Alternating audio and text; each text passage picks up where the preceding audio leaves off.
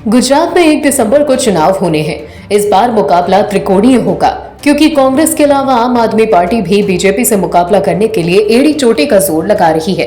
पर क्या आम आदमी पार्टी गुजरात में भाजपा के 27 साल के अनुभव को मात दे पाएगी? ये सवाल इसीलिए उठ रहा है क्योंकि चुनावी नतीजों से पहले ही पीएम मोदी गुजरात में जादू चला चुके हैं। दरअसल केजरीवाल के पास दिल्ली का फ्री मॉडल ही एक दांव है जो गुजरात चुनाव में चला रहे हैं। केजरीवाल हर चुनाव में फ्री का ऑफर देकर आते हैं, लेकिन पीएम मोदी इस बार केजरीवाल की फ्री पॉलिसी की हवा निकाल चुके हैं। पीएम मोदी केजरीवाल की फ्री पॉलिसी को पहले ही मुफ्त की रेवड़ियों का नाम दे चुके हैं। बीजेपी को शायद ये भनक पहले ना थी कि केजरीवाल गुजरात चुनाव में यही दावे करेंगे। हालांकि जिस तरह के रुझान गुजरात में सामने आ रहे हैं, उससे ऐसा लग रहा है कि इस बार के विधानसभा चुनाव में आम आदमी पार्टी का खाता तक नहीं खुलेगा। लोक नीति CSDS के सर्वे में बीजेपी को दोबारा गुजरात में बहुमत मिलता नजर आ रहा है। वहीं दूसरी तरफ आम आदमी पार्टी मुश्किल से 20% वोट हासिल कर पाएगी। गुजरात में आम आदमी पार्टी दिल्ली और पंजाब के मुकाबले कम असरदार दिख रही है। इसकी वजह यह है कि आम आदमी पार्टी का सपोर्ट बेस दोनों स्थापित पार्टियों यानी कि कांग्रेस और आम आदमी पार्टी के परंपरागत वोटरों में था, न कि सिर्फ एक पार्टी में। आम आदमी पार्टी अब तक सूबे में बीजेपी के वोट बेस में सेंध लगाने में क्यों नाकाम है? इनमें न सिर्फ अपर कास्ट और पाटीदार हैं, बल्कि बड़े पैमाने पर मिडिल क्लास भी शामिल हैं। तमाम मीडिया रिपोर्ट्स में ये बात भी सामने आ चुकी है कि गुजरात की जनता हमेशा लोक लुभावन वादों से दूर रही है, जबकि अरविंद केजरीवाल लगातार इसी तरह के दावे कर रहे हैं जो मुफ्त की रेवड़ियां नजर आ रही हैं। ऐसे में केजरीवाल के लिए उस भाजपा से मुकाबला करना भारी पड़ेगा जिस भाजपा को गुजरात के लोग 27 साल से चुनते आ रहे हैं। जाहिर तौर पर भाजपा इस वक्त गुजरात चुनाव पीएम मोदी के चेहरे पर लड़ रही है, यानी अरविंद केजरीवाल जो खुद की आम आदमी पार्टी को मुख्य विपक्षी पार्टी के तौर पर देख रहे हैं, उनके सामने मोदी नुमा दीवार खड़ी है जिसे गिराना इतना आसान नहीं होगा। इसीलिए ये कहा जा सकता है कि इस बार के चुनाव में आम आदमी पार्टी को उम्मीद के मुताबिक फल नहीं मिलेगा, क्योंकि गुजरात में मोदी फैक्टर की शुरुआत हो चुकी है। सुबह सपा प्रमुख ओपी राजभर ने अखिलेश यादव के खिलाफ मोर्चा खोल दिया है। विधानसभा चुनाव के दौरान राजभर अखिलेश के साथ ताल ठोक रहे थे, लेकिन अब राजभर ने अखिलेश का काम तमाम करने का मन बना लिया है। वहीं कहा यह भी जा रहा है कि आने वाले समय में राजभर बीजेपी के साथ जा सकते हैं। दरअसल उत्तर प्रदेश की मैनपुरी सीट मुलायम सिंह यादव के निधन के बाद खाली हो चुकी है। अखिलेश यादव समेत योगी आदित्यनाथ भी इस सीट पर अपना अधिकार जमा रहे हैं। योगी समेत पूरे भगवा खेमे ने अखिलेश को चुनौती दे दी है। लेकिन वहीं दूसरी तरफ उत्तर प्रदेश की मैनपुरी लोकसभा सीट पर उपचुनाव के लिए सुहेल देव भारतीय समाज पार्टी के राष्ट्रीय अध्यक्ष ओम प्रकाश राजभर ने मैनपुरी लोकसभा सीट पर अपना प्रत्याशी घोषित कर दिया है। ओपी राजभर ने रमाकांत कश्यप को मैनपुरी से मैदान में उतारा है। सुबह सपा से खतौली विधानसभा सीट के लिए रमेश प्रजापति को प्रत्याशी घोषित कर दिया गया है। सुबह सपा वो पार्टी है जिसके संस्थापक ओपी राजभर का गठबंधन अखिलेश यादव के साथ हुआ था। हालांकि सीटों का समीकरण सटीक न बैठने की वजह से ओपी राजभर ने अखिलेश का साथ छोड़ दिया।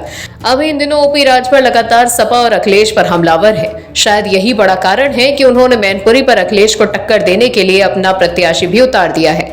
ऐसे में देखना ये होगा कि अखिलेश यादव को मैनपुरी सीट पर और कितनी चुनौतियों का सामना करना पड़ता है, क्योंकि भाजपा, बसपा समेत सुबह सपा सबने अखिलेश के खिलाफ मोर्चा खोलने की ठान ली है। हालांकि मैनपुरी सीट पर भारतीय जनता पार्टी को बहुमत भी मिल सकती है, इसीलिए पिता की गढ़ सीट को बचाना अखिलेश के लिए बड़ी जिम्मेदारी है। जाहिर तौर पर इस सीट पर अखिलेश का मुकाबला बीजेपी से होना है, तो मैनपुरी पर कमल का परचम लहराने की योजना बना चुकी है। दिल्ली के मुख्यमंत्री अरविंद केजरीवाल और आम आदमी पार्टी की मुश्किलें बढ़ती जा रही हैं। चुनावी मौसम में आम आदमी पार्टी नई मुसीबत में फंस गई है। महाठग सुकेश चंद्रशेखर एक के बाद एक खुलासे कर केजरीवाल की आफत बढ़ा रहा है। सियासत से लेकर एंटरटेनमेंट वर्ल्ड तक अपने रसूख का दावा करने वाला महाठग सुकेश चंद्रशेखर ने एक नया लेटर बम फोड़ते हुए LG से खुद की जान को खतरा बताते हुए खुद को दिल्ली से बाहर की किसी जेल में स्थानांतरित करने की मांग की है। दिल्ली के उपराज्यपाल के नाम लिखे इस खत में सुकेश ने तिहाड़ जेल प्रशासन पर उसे और उसकी पत्नी दोनों को परेशान करने का आरोप लगाया। जहां एक तरफ गुजरात हिमाचल प्रदेश विधानसभा चुनाव सर पर है, तो वहीं दूसरी तरफ अरविंद केजरीवाल और आप संयोजक की मुश्किलें कम होने का नाम नहीं ले रही। तिहाड़ जेल में बंद महाठग सुकेश लगातार आम आदमी पार्टी और केजरीवाल को घेरते नजर आ रहा है। आपको बता दें कि सुकेश चंद्रशेखर ने दिल्ली के उपराज्यपाल को एक और चिट्ठी लिखी है। इस बार सुकेश ने दिल्ली की जेल से खुद का और उसकी पत्नी का ट्रांसफर करने की अपील की।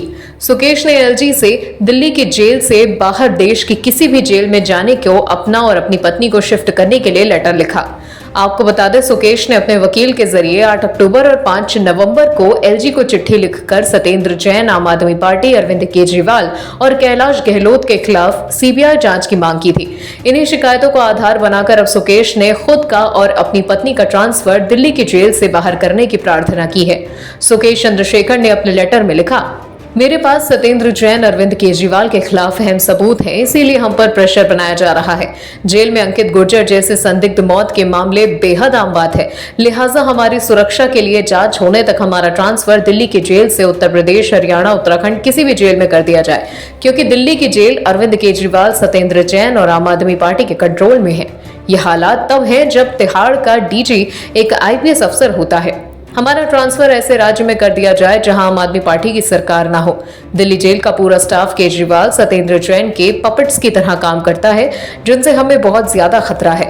जैसे जैसे गुजरात, हिमाचल प्रदेश विधानसभा चुनाव अपने चरम पर पहुंच रहा है, वैसे वैसे अरविंद केजरीवाल का सूरज अस्त होता नजर आ रहा है।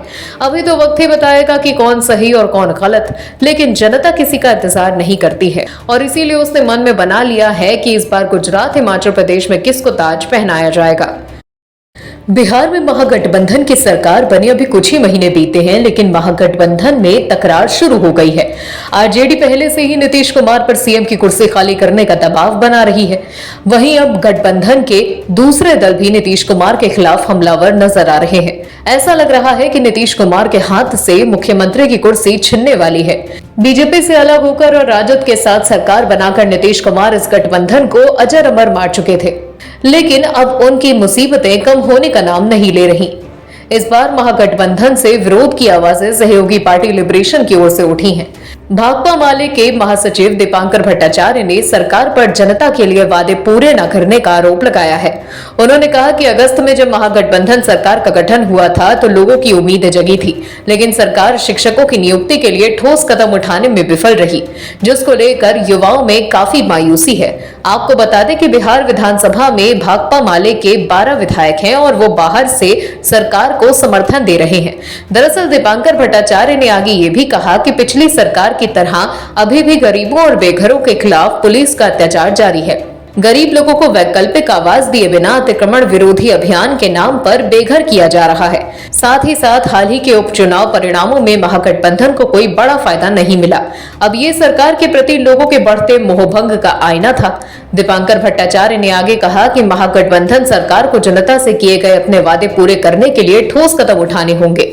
सवर्ण जातियों में आर्थिक रूप से कमजोर वर्गों को आरक्षण बरकरार रखने के सुप्रीम कोर्ट के फैसले को निराशाजनक बताते हुए भट्टाचार्य ने कहा कि ये पिछड़े वर्गों के लिए आरक्षण के सिद्धांतों के खिलाफ है। राज्य सरकार को पिछड़े और शोषित वर्गों के लिए कोटा बढ़ाने पर विचार करना चाहिए। तो जाहिर तौर पर महागठबंधन में पड़ी फूट अब कहीं ना कहीं साफ साफ नजर आ रही है। इससे पहले भाजपा भी नीतीश कुमार सरकार पर तंज कस चुकी है। महागठबंधन में बैठे जेडीयू और राजद के नेताओं की तरफ से भी नीतीश के खिलाफ लगातार बयानबाजियां हुई हैं, पर अब तो सहयोगी पार्टियों की भी तल्खी नजर आ रही है। इसीलिए कहना गलत नहीं होगा कि बीजेपी के लिए ये सुनहरा अवसर साबित होगा।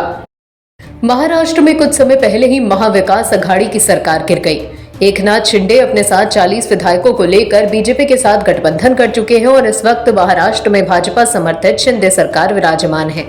जब से एकनाथ शिंदे की सरकार बनी है, उद्धव ठाकरे का गुट और खुद उद्धव ठाकरे शिंदे गुट पर वही आरोप लगाते नजर आए कि शिंदे गुट के सभी विधायक 50 करोड़ में बिके हैं। अभी तक तो एकनाथ शिंदे ये तमाम आरोप नजरअंदाज कर रहे थे, मगर अब वो इसे नजरअंदाज नहीं करेंगे। यानी अब न सिर्फ उद्धव गुट बल्कि महाविकास अघाड़ी में शामिल तीनों पार्टियों को एकनाथ शिंदे और बीजेपी मिलकर 440 वोल्ट का झटका देने जा रही है। दरअसल अब एकनाथ शिंदे ने महाविकास अघाड़ी के तीनों दलों के नेताओं को घेरने का प्लान बनाया है। इसके लिए एकनाथ शिंदे ने एक नए प्रवक्ता की नियुक्ति भी की है। ये प्रवक्ता विजय शिवतारे होंगे, जिन्होंने आरोप लगाने वाले नेताओं के खिलाफ कानूनी कार्रवाई करने का भी मन बनाया है। एकनाथ शिंदे गुट 2500 करोड़ की मानहानि का नोटिस एमवीए नेताओं को भेजेगा। इतना ही नहीं, विरोधियों को 50 करोड़ का जवाब देने के लिए शिंदे गुट के नए नवेले प्रवक्ता ने अदालत का सहारा लेने का भी मन बना लिया है। आपको बता दें कि विजय शिवतारे ने मीडिया के सामने अपना प्लान रखा है। विजय शिवतारे ने बयान में कहा कि एनसीपी की सांसद सुप्रिया सुले, विधायक आदित्य ठाकरे समेत जिन महाविकास अघाड़ी के नेताओं ने एकनाथ शिंदे गुट के विधायकों पर 50 करोड़ लेकर बीजेपी को समर्थन देने का आरोप लगाया है, उन्हें मानहानि का कानूनी नोटिस भेजा जाएगा। विजय शिवतारे का कहना है कि या तो वो अपने इस आरोप को अदालत में साबित करें या फिर माफी मांगे। अगर माफी नहीं मांगी जाती है तो महाविकास अघाड़ी के नेताओं के खिलाफ 2500 करोड़ की मानहानि का दावा ठोका जाएगा। अभी इस वक्त उद्धव गुट की बात की जाए तो संजय राउत को दोबारा जेल होने की संभावना है, क्योंकि ईडी जमानत के फैसले से संतुष्ट नहीं है। ऐसे में उद्धव ठाकरे के सामने पहले ही बहुत सारी चुनौतियां हैं। उसके ऊपर से जब शिंदे गुट की ओर से 2500 करोड़ की मानहानि का नोटिस झेलना भी उद्धव ठाकरे के लिए दुखदायी साबित हो सकता है। अब देखना ये होगा कि महाविकास अघाड़ी पर मुश्किलों का जो पहाड़ टूटा है उससे एमवीए गठबंधन को निजात मिल पाती है या नहीं। Bureau report, OMH news. और भी वीडियोस देखने के लिए चैनल को सब्सक्राइब करें और बेल आइकन को दबाएं।